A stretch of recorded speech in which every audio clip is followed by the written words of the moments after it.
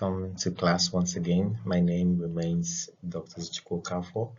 So today we're going to learn the forearm. We're going to look specifically on the extensor compartment of the forearm. So what you're seeing right here on your screen is the forearm.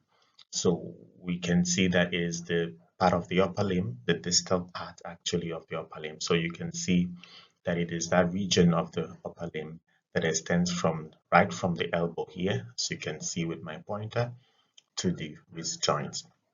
Okay, so today we're going to be able to appreciate the different components of the forearm a little bit. We'll look at the arrangement of the muscles. We're going to look at the bones. We're going to look at the origin of those muscles, where they insert, and of course, we're going to also look at some of their actions, actions of those muscles and the nerves that supply them. And then we'll be able to appreciate a little bit of the clinical impact of the injury to those muscles, or if there is any problem with the nerve supply, what it can lead to. So just to understand a little bit about the forearm, like I said before, is the extension, in the upper limb from the elbow to the wrist joint. So we can see it clearly here from the elbow to the wrist joint. So this is just what we call the forearm. So four means you have here, this is the entirety of the upper limb. We can see this picture. So this is the arm, this is the forearm. So in the forearm, you have bones, and then that are joined together. Essentially, we have two bones. You have the ulna and you have the radius that are joined together by what we call the interosseous membrane. These two bones are connected by the interosseous membrane. Remember that when you are trying to palpate these two bones, one of the things that you'll be asked is to be able to identify which bone you are holding, and be able to appreciate, which bone that you are holding. You will easily be able to appreciate the fact that the ulnar bone, which you can see here, the ulnar bone is, located medially. It lies medial to the body, so it's close to the midline of the body, while the radius is actually lateral from the body. So the two of them are joined together by what we call the interosseous membrane. It's a very strong connecting membrane that joins the two bones together. We're still going to see how this interosseous membrane also causes some form of separation. So this membrane allows some form of movement. Remember, you can make a type of movement that is called pronation and supination because of this membrane, because the membrane allows you to twist your arm or your forearm towards the midline of the body. So you can actually, as I'm speaking, you can actually try to twist your forearm to the mid side of it, as if you're trying to make your thumb to come up to the midline of your body. Okay, try doing that. So that is what we call pronation. So pronation is a movement that is possible because of this interosseous membrane, and supination is trying to reverse that pronation to the normal anatomical plane of the body. So we are also going to see that this interosseous membrane also gives origin to some of the deep muscles, which we are going to see. So this membrane also with other fascia, the fascia that covers muscle, every muscle has usually have a fascia that covers it, both the superficial fascia and the deep fascia. So you can see a slice or section deep into the forearm will show us the deep parts, all the parts all together. So here with a slice cut, we can be able to appreciate the skin. This is the skin layer as I'm pointing, and then you can see the anterior compartment. So this interosseous membrane between these two bones, ulna and radius, actually divides the entire forearm into two parts. Not equal parts though, because you can appreciate that the flexor compartment or the anterior compartment is actually a bit bigger and looks more robust, compared to the extensor compartment. So this is the fascia that is covering this muscles. You can see it right wrapped around the muscular, layer, and you also send some septa to divide the two compartments, which we call the intermuscular septum. So this is a very clear distinction to understand how the two compartments come about, the anterior compartment and the posterior compartment. In fact, the word anterior shows that when you lie, you stand in anatomical position, the one that faces forwards is the anterior compartment, and when you are looking behind, the one that faces behind is the posterior compartment. And when you group them as flexor compartment and extensor compartment, you're essentially talking about the kind of movement that they support. The anterior compartment are usually focused on causing flexion, while the posterior compartment tries to keep the entire upper limb into an extended position. So that helps us to understand, just a summary of the anterior compartment or the flexor group. Essentially, we have for the first command, we have about 8 bones. We have 8 bones essentially that are divided into 3 parts: the superficial, the intermediate, and the deep flexor groups. There are 3 groups of muscles, that forms the anterior. I'm just going to summarize the anterior compartment, then focus on the extensor. First, maybe in another lecture, we're going to look at the anterior compartment uh, of the forearm.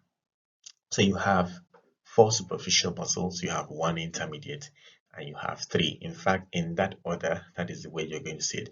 This is a picture to show you how this, in a cadaver or even in your own body, you can actually, from the common extensor, common flexor origin, which is the medial epicondyle, that is the common extensor origin. This point, that point that is just right there at the knee area, or at the cubital fossa, in between the beginning point, part of the beginning point of the forearm. You're going to find a very protruding bone. Just touch yourself, you're going to feel that bone. That is what we're talking about. So you see that medial epicondyle, that is the origin of several of these muscles. It's the common origin.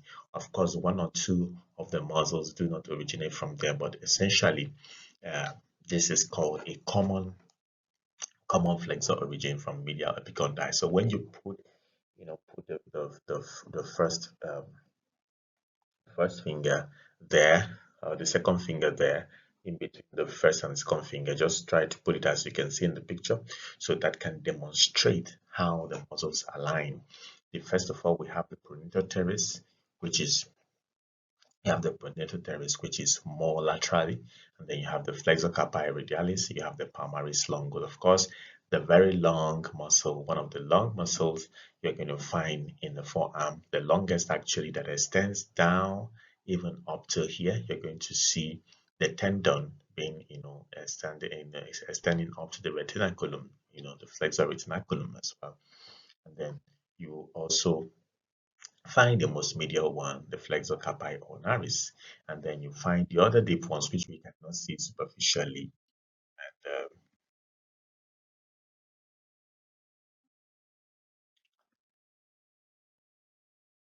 okay, so that's just a summary of the flexor group. Now we look at the posterior compartment. Posterior compartment, or the extensor group, is what we call the posterior compartment. So it's divided essentially into 2 groups. Again, 2 groups: superficial group, we have about 7 muscles that are present, and then we have the deep group muscles that has about 5 muscles that are present. For the superficial group, we have the brachioradialis. In fact, if you're asked to write this in your theory, you're expected to arrange it in that order, because that is the order of the presentation. We normally follow that order to show that you are able to associate them, the way they are related. Brachioradialis starts it up, and then you have the extensor carpi radialis longus, and then you have the brevis. Longus means the longer part of it. In fact, sometimes it looks as if the 2 muscles are the same, or that they are moving together. You have the extensor digitorum, the digital minimi, the carpi ulnaris, and then you have the very small, short, oblique shaped muscle that is called the anconeus. And then you have the deep group, the supinator leading it. And then you have the extensor indices, you have the abductor pollicis longus, you have the extensor pollicis brevis, and you have the extensor pollicis longus. Please note that we don't have anything called abductor pollicis brevis. Sometimes in multi-choice questions, you're going to see people, put abductor pollicis brevis to confuse the students, to be able to be sure they know these deep muscles very well. So these 5 deep muscles are the deep muscles of the posterior compartment. So we're going to look at them one after the other to be able to appreciate them the more. So 7 muscles on the superficial group and 5 muscles on the deep group. So we want to look at all of them one after the other, and then we'll be able to appreciate how they look, and then see the 7 muscles. Now, taking a look at this picture, we're going to appreciate them from brachioradialis. You can see it here extending. You can see the extensor carpi radialis longus. Actually, both of them come from, we're going to still see, their origin. Both of them come from same origin. And then we're going to appreciate the extensor carpi radialis brevis. And then just after it, we're going to see extensor digitorum, we're going to see the digital minimi, and then we're going to see the extensor carpi ulnaris. Ulnaris is the one that is, wide medial. Ulnaris, because there is a relationship with that to the ulna, there is an attachment to the ulna. Okay, so these last 4, all come from, the common extensor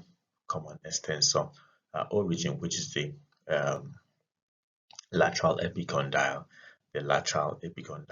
of the humerus. So we're going to see that as well. So we're going to look at them one after the other to appreciate it better. The brachioradialis muscle, as you can see here, the A part, you can see the extension, the origin. It originates from the lateral supracondylar ridge of the humerus and then extends just right into the base of the styloid process of the radius. Of course, is a weak flexor of the forearm. Remember, we talked about the extensors. We call them extensors, but not all of them. Generally, we call them extensors, but not all of them are actually extensors. If you note, you will discover that brachioradialis is the only of those muscles that do not have extensor or extension in its name. Okay, it's just one of them that do not have that in their name. And also, when you go to the deep muscle, you also appreciate that anconeus, supinator, also do not have, that attached to the name. That also tells us that we should be thinking about its function away from extension. So it is a weak flex of the forearm at the elbow joint, and it also helps to rotate the forearm to the mid-prone position. So when you want to make rotation at the midpoint, it comes in, to play some role to complete that action. So of course, if there is a problem with this muscle, what will happen is that flexion can still happen. That is why we say that it is a weak flexor, in the sense that the body does not depend on it alone to be able to execute that function. Okay, so this is brachioradialis appreciated from its origin down to its insertion. Same also for the extensor carpi radialis, which comes right after it. Extensor carpi radialis longus. We're going to see that. So look at it here. So you can see it. Carpi ulnaris. This is carpi ulnaris. But we're talking about carpi radialis. This is carpi radialis longus. Okay, carpi radialis longus. You can see that right here.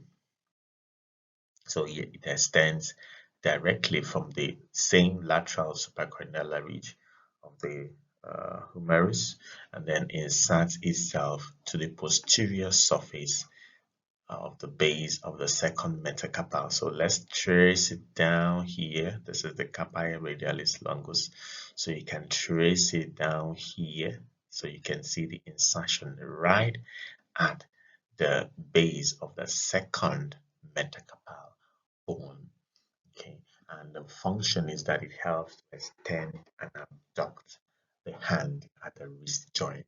Very important. Extension and abduction. We're talking about ABD, abduction of the hand at the wrist joint. So it allows your hand to be stretched, to fully stretch the palm to be fully stretched with all the fingers fully stretched. That's what we mean by abduction. Get fully stretched.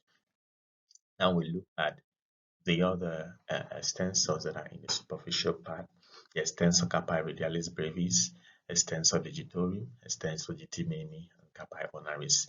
Essentially, we're going to see all of them, coming from the common extensor origin, the lateral epicondyle of the humerus. That is the common extensor origin. We're going to see all of them coming from that same common, point of origin. And then we're going to see their insertion being different. Why carpi radialis brevis is going to insert down into the third metacarpal bone. We're going to see the carpi radialis brevis. We're going to see the extensor digiti minimi into the expansion of the little finger. That's what we call the expansion of the little finger.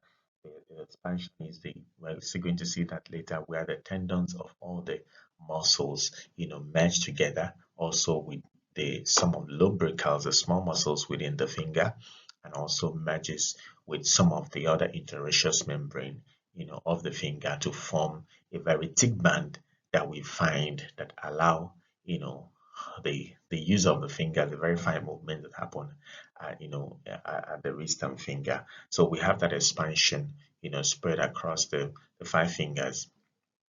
We have some of the attachment of the muscles, some of these muscles inserting into that expansion, and we see that extensor digiti minimi inserts into that extension, as you can see right here, into that extension at the medial forefinger. So you can see 1, 2, 3, 4. Look at the muscle, extensor digitorum. You can see it split into 4 cords and then insert into the 4 expansion. This is the expansion we're talking about. This seemingly like a bit of moderated circle, okay, with kind of a line in the middle. So that's the expansion we're talking about. You can see that the 4 fingers. So you can see the extensor digitorum splitting into the cords and then inserting into the. Then we also have the extensor carpi ulnaris. That is it here, extensor carpi ulnaris, then extending from the common extensor origin and then down to the base of the 5th metacarpal bone. Base of the 5th metacarpal bone. Okay, just to remind us again that the common extensor still comes from the front of the lateral epicondyle, and we're going to see that the action of these muscles, differ a little bit, but all of them, play some form of extension. So you have the extensor carpi radialis brevis, responsible for extension and also abduction of the hand and the wrist. Extensor digitorum plays a role in extension as well, extending of the medial 4 digits. This is simply because it is responsible, it sends 4 of its cords into the expansion, so it is normally helps for extension. And then the 5th digit, because it starts at the 5th digit, so you expect that the extensor expansion of the extensor digiti minimi will also help to extend the 5th digit. Okay, it helps to extend the 5th digit because it inserts itself just at the expansion of the little finger. And then you have the extensor carpi ulnaris, also helps with extension and also adduction of the hand at the wrist. So you are going to appreciate the fact that carpi radialis and carpi ulnaris, they do opposite functions. Both of them cause extension, but while the radialis helps with abduction, the ulnaris helps with adduction. So it's important to note that. Now we look at the anconis. Anconis muscle uh, also stands on its own and comes from the posterior part, of the lateral epicondyle of the humerus, you know, what we of the humerus, and then we have it's being inserted into the lateral surface of the endocrine process, as we can see here. So this is the anconeus, is very small muscles, a very small muscle kind of tapering. So we can see the origin here, at the posterior part of the lateral epicondyle of the humerus, and then we can see it fully inserted into the lateral surface of the recurrent process, and also the upper quarter of the posterior surface of the ulna. So you can see the extension of its insertion because of the somewhat oblique nature of that muscle. And then again, just like we talked about the brachioradialis, it is a weak extensor of the elbow. While we talked about the brachioradialis being a weak flexor that is in the extensor compartment, this is a weak extensor that is in the extensor compartment. It's important to note this. So it moves on laterally during pronation. So we can again look at how the uh, different muscles of the extensor compartment align itself.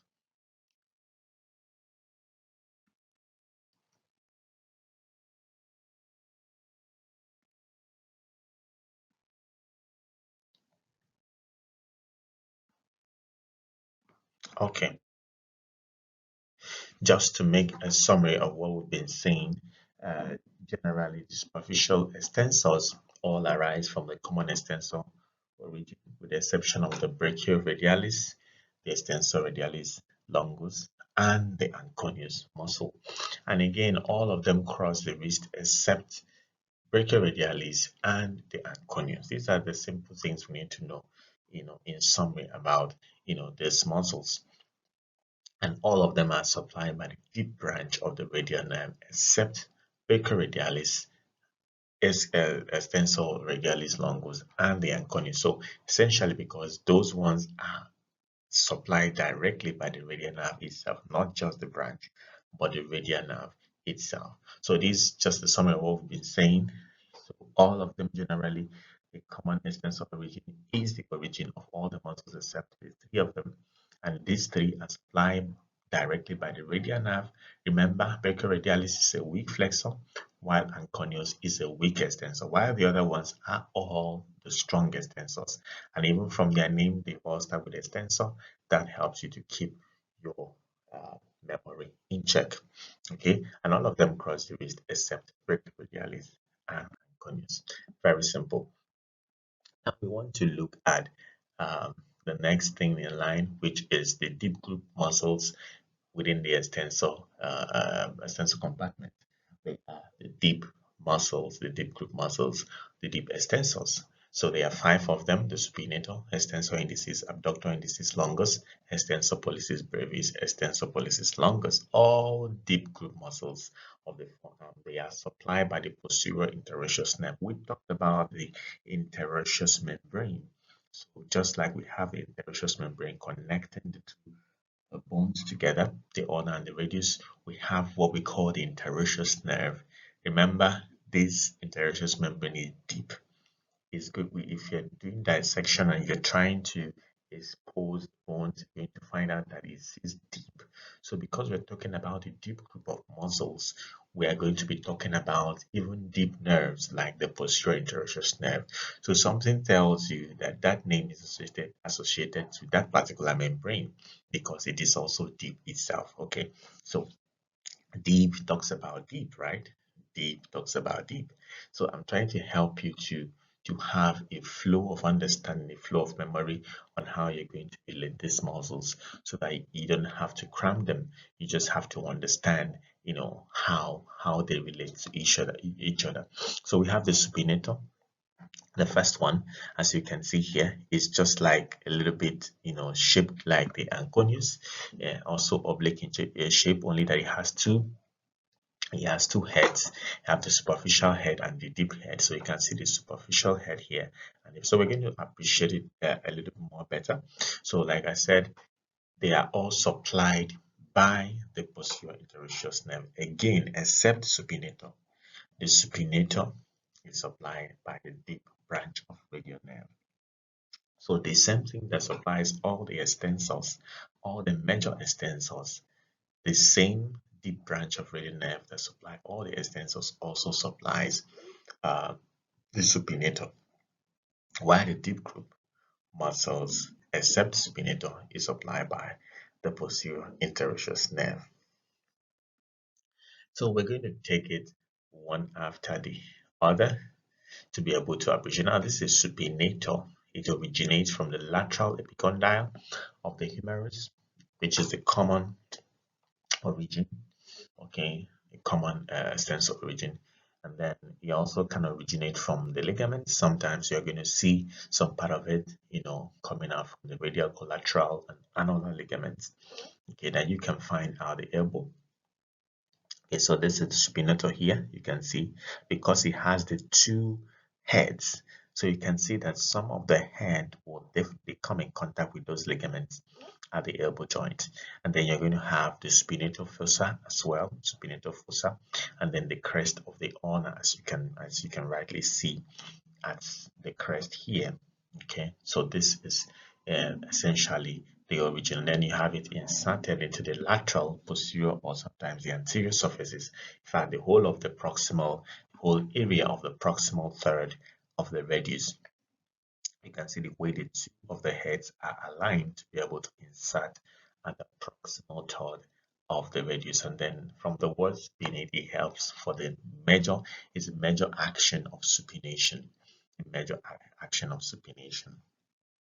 Just like we have pronator teres in the forearm, in the flexor compartment of the forearm, we also have the supinator, which is a deep muscle in the deep part of the forearm. Okay, we look at the next one, which is the extensor indicis. What does it do? First of all, is that it helps to extend the second digit and extends hand at the wrist joint. This is simply because it comes from the distal third of the ulna. Let's find it here from the picture here. So we're looking for extensor indicis. Look at it right here, the extensor indicis. So you can see the origin just from the posterior surface of the distal third of the ulna, and then an interosseous membrane. So you can see that it's a bit attached to the interosseous membrane, and then it has inserted itself into the extensor expansion of the second digit. So essentially, you will note that it's going to help to extend that second digit and also be able to extend the hand at the wrist as well. We now look at the third, which is abductor pollicis longus. It comes from the posterior surface, as you can see here, of the proximal halves of the ulna, radius, and interosseous membrane. So you also have it coming from interosseous membrane as well, and then inserting itself into the base of the first metacarpal. Okay, and then it helps right there to abduct the thumb and extend it at the carpal joint.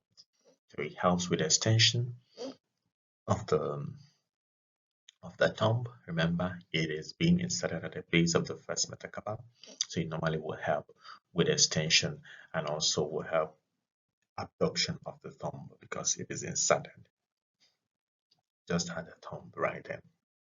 Now we look at the next one, which is the extensor pollicis longus, that helps to extend the distal phalanx and the metacarpophalangeal and carpometacarpal joints. This is because it is also inserted into the base of the distal phalanx of the thumb. So we're going to see the EPL here. Remember that we have the extensor pollicis longus. We also have the brevis, and two of them are related. So this is the longus, it's longer. This is the brevis, and we also have the abductor pollicis longus, but we don't have the abductor pollicis brevis. Remember, we only have the extensor pollicis longus and the extensor pollicis brevis. So the pollicis longus, which we are talking about, comes right from the posterior surface of the middle third of the ulna and also makes a contact with the interosseous membrane, and then it comes to insert itself just right at the base of the phalanx of the thumb. Okay, so it helps to extend the phalanx and also extend some of those carpometacarpal and metacarpophalangeal joints as well. We look at the next one, which is the extensor pollicis brevis, the short brother, I would say. So this one comes also, you can see it a little bit hidden from the posterior surface of the radius as well, of the radius, while the other one is coming from the ulna. This one is coming from the radius. So you're having it coming from the radius and also from the interosseous membrane and inserting itself at the same base of the proximal thumb. So you are going to have, you know, about three of these deep muscles and have something to do with the thumb. Proximal phalanx of the thumb is its insertion. It also helps to extend the proximal phalanx and also does the same function just as the longus as well.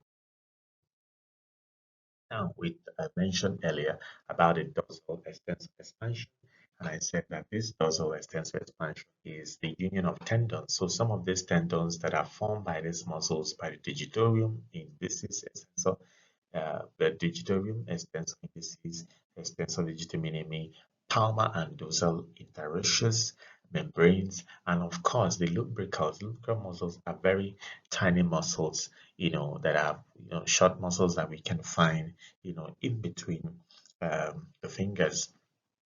So they all combine together to form a mesh, a strong network, a strong tendon, I would say. So they unite to form one strong tendon that even further divides into three slips. These three slips, you're going to have a median one that is attached. You can see the median one that is attached, to the middle phalanx, and then you're going to have the two lateral ones that are also attached to the terminal, phalanges, as you can see here. So see the distal phalanx, where you have the attachment, or the terminal phalanx where you have the attachment of the two lateral slips of the extensor expansion, and then you have the one that is attached at the middle, the middle phalanx, where all of them are meshed together. So you can understand how the mesh network works.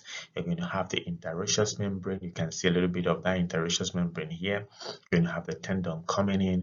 You're going to have some of the lumbricals. All of them will mesh more like as if there is a germ that forms a stronger bond, to form this dorsal extensor expansion. One of the I would say this is a hotspot for infections or even for inflammations, or things like that, and even for having an accumulation of fluid. Sometimes when you have some injury and then you discover that you already have some of your hands swollen, usually what happens is that this extensor expansion will accumulate water, and then you have some of the inflammation of those lumbricals, or even tendons. Any stress on those tendons could lead to those inflammations at this point. We also have what we call the extensor retinaculum. Extensor retinaculum is just like we have the flexor retinaculum. It's like a band, a ticking band that tends to wrap around all the tendons as well at the wrist joint. This happens at the wrist joint. So, but just like you have the flexor retinaculum, the anterior part, the anterior part of the wrist, the posterior part, we have the extensor retinaculum. So it's attached laterally to the lower part of the anterior border of the radius, and medially it's attached to these the two bones, the triquetral bone and the pisiform bones. So we're going to appreciate the tendons that pass through the tendons of all the extensors typically, all the deep extensors typically, pass through this particular, or rather are under the cover, of the extensor retinaculum. I'm going to show you a little bit of difference between the flexor. This is the flexor compartment, and this is the extensor compartment. You're going to find out that the flexor digitorium superficialis, okay, the flexor digitorium superficialis, which you can see here, it is one of the muscles of the anterior compartment. You can see that you can find that in the under the cover of the flexor retinaculum, okay, you can find that it actually passes over it. But unlike that, when you come to the extensor retinaculum, all of the extensor tendons actually are under the cover of the extensor retinaculum. So this is a typical difference you're going to find that you're going to find out, in the from the two, comparing the two of them. Okay, it is a digitorium that does not, lie under, but here all the digitoriums, the extensor digitorium, you can see that all of them, the tendons are actually, lie well under the flexor retinaculum.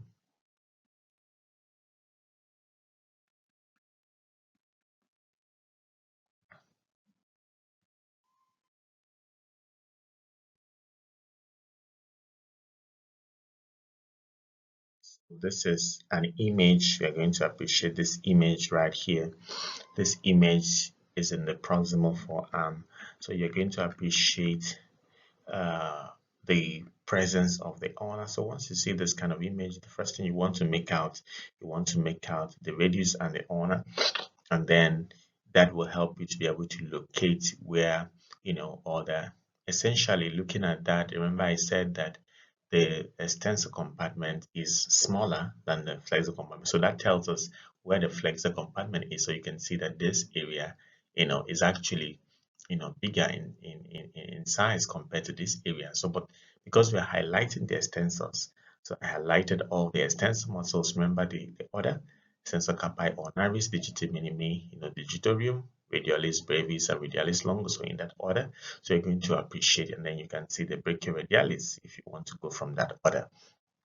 And then you can be able to trace the radial artery and the ulnar artery. So from the closeness to each other, that will tell you this is the spot for the ulnar artery, and then you can see the radial artery, located. Remember, the ulnar artery is closer to the ulnaris, and the radial artery is more closer to the radius as well, and also closer to the extensors. So, and then we look at this image that showcases an injury to the radial nerve. It's called the wrist drop. It normally happens, when there is injury of any sort. Remember that the most of the extensors helps the extension of the wrist joint, so helps most of those digits to be able to stand in anatomical position. But when you are having any problem, there is any problem with the radial nerve or the muscles themselves, the potency of those muscles, the wrist is going to drop, because essentially the extensors are failing at its function. So it leads to what we call the wrist drop. It's also important to highlight what we call the anatomical snap box. When you try to stretch your hands fully flexed of all your fingers in anatomical position, you're going to find out that there is, try to do it as I'm speaking, you're going to find out that hollow space that is called the anatomical snuff box. What is inside that snuff box? What is inside that snuff box? You also be able to, one thing you're going to notice that you're going to be able to feel a pulse. Put your hand right in there, you're going to feel a pulse. That pulse is the pulse of the radial artery, because that is the only artery that you can find, at that point. You also find out that the cephalic vein passes just over the small pulse as well. And then you're going to find the base of the first metacarpal bone if you want to palpate that. And then you're going to find the trapezium, which is also in the carpal, and scaphoid bone is also going to be found there. And then you'll also be able to palpate the radial styloid process as well. This is essentially a very important, because you'll be able to appreciate more the rather it is normally used for what we call a nerve block. Sometimes when surgeries are being done, or maybe you want to some injections are being given to specific muscles, so you want to use a specific space that will give you easy access to those muscles. So that is the essential reason why snowboards is being highlighted. And again, the fact that some of the things we're talking about today, some of the extensors form major, form the borders, which is the extensor pollicis longus, the extensor pollicis brevis, and of course the abductor pollicis longus all play a role in forming the border of the snowbox. When we talk differentiate them, because right there you can find a radial artery, you can find a scaphoid, trapezius in the small box, and you can also find, you know, the borders of at the borders you can also find the extensor muscles, pollicis brevis, pollicis longus, and also abductor pollicis longus as well. And then we can also be able to do a small test, especially when we want to